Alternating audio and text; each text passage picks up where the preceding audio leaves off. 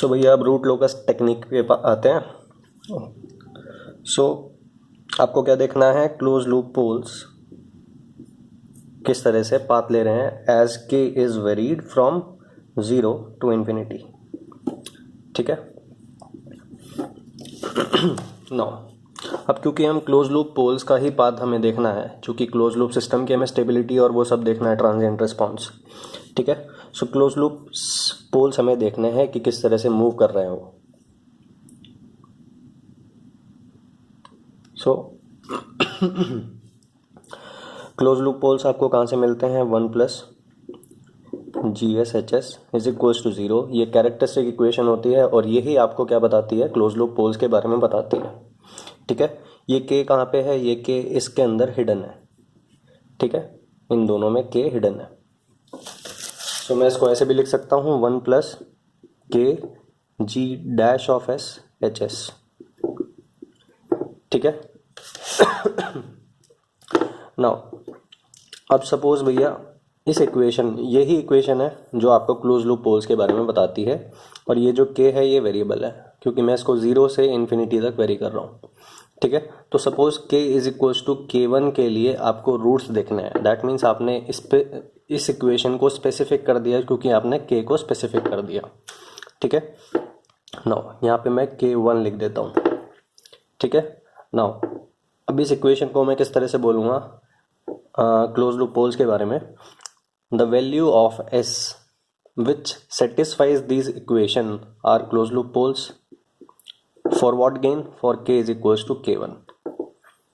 ठीक है। अब मैं इसी इक्वेशन को K is equals to K1 के लिए ही अगर मैं इस तरह से लिख देता हूँ, K1 G dash of S HS is equals to -1।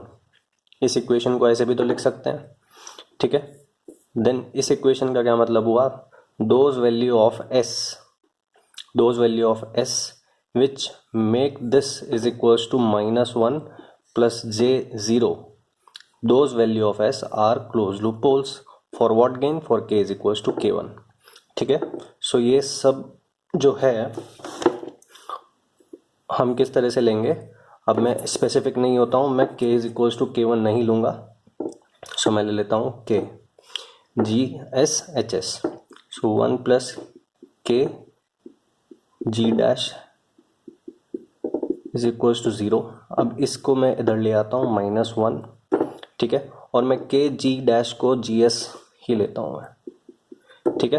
That means those value of S which make this equal to -1, those are what, close loop poles for the appropriate gain जो भी इसमें होगा।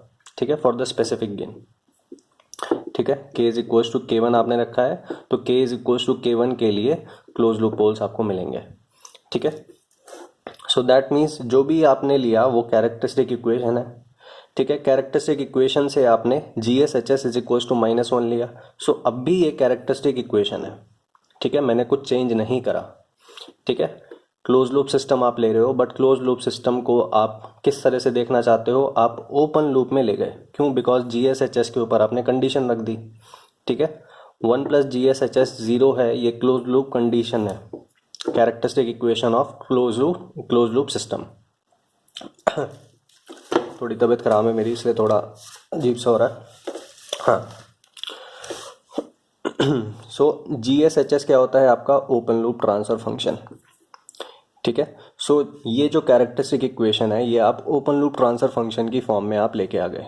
दैट मीन्स आप close loop system को ही observe कर रहे हो, but किस ट्रांसफर फंक्शन को लेके करना है, ओपन लूप ट्रांसफर फंक्शन को लेके आपको करना है।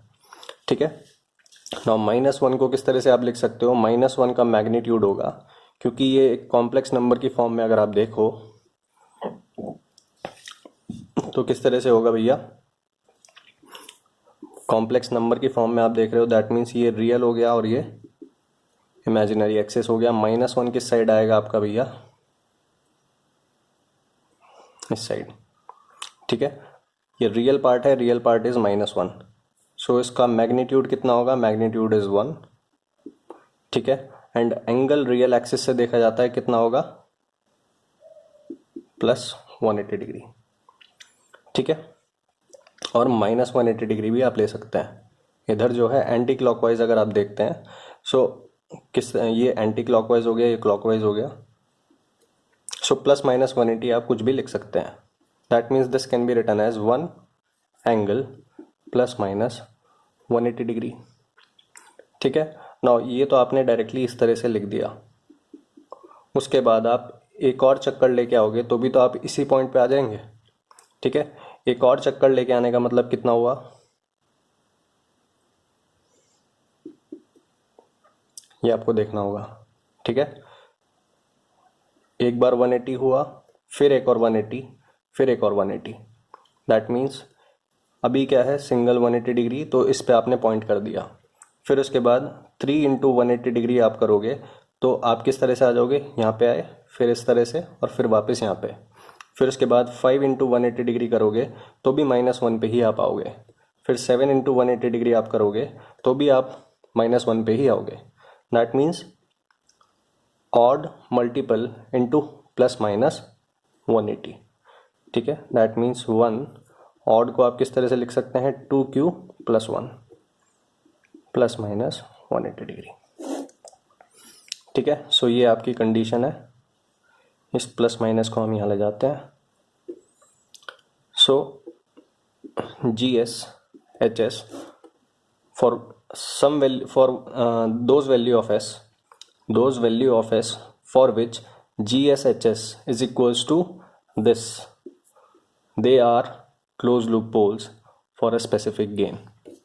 ठीक है, अब यहाँ से दो चीज़ें हैं, दो चीज़ें क्या हैं, that GS/HS is equals to 1। अगर यहाँ पे आप क्या रखते हैं, S is equals to close loop pole location. ठीक है, फिर उसके बाद angle of GS/HS is what, अगर आप +-180 लिखना चाहें तो +-180 लिख लें। इन जनरल आप क्या लिख सकते हैं, 2q +-1 ऑड मल्टीपल ऑफ 180। ठीक है, सो ये दो कंडीशन है। ठीक है,